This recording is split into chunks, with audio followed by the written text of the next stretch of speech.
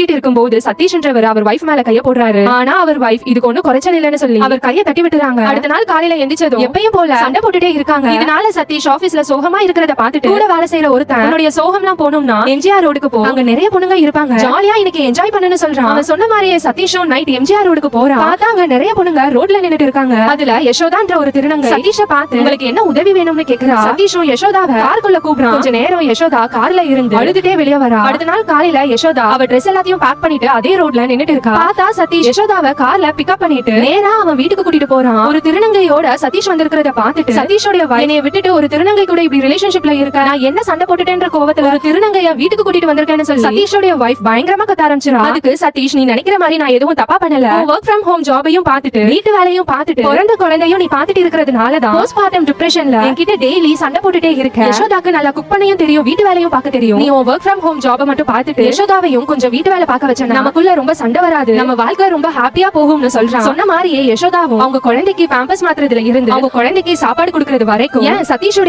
வேலையில பிஸியா இருந்தா கூட அவங்களுக்கு காஃபி போட்டு கொடுக்கறது வரைக்கும் எல்லாமே யசோதாவே பண்ணிடுறா. அப்படியே போயிட்டு இருக்கும்போது யசோதா ஒரு நாள் அவ ஃப்ரெண்டு கிட்ட கால்ல ரொம்ப வருஷம் கழிச்சு இந்த வீட்டுக்கு வந்ததுக்கு அப்புறம் தான் நிம்மதியா சந்தோஷமா தூங்குறேன்னு அழுதுட்டே அவ ஃப்ரெண்டு கிட்ட சொல்றா. ஒரு திருநங்கையா காசுக்காக தப்பான தொழில பண்ணிருப்பா, ஆனா அவளுக்கு இங்க தாய்மைன்ற ஒரு உறவை கொடுத்து எல்லாரும் அவளை மதிக்கிறத பார்த்துட்டு யசோதாக்கு ரொம்பவே சந்தோஷமா இருக்கு.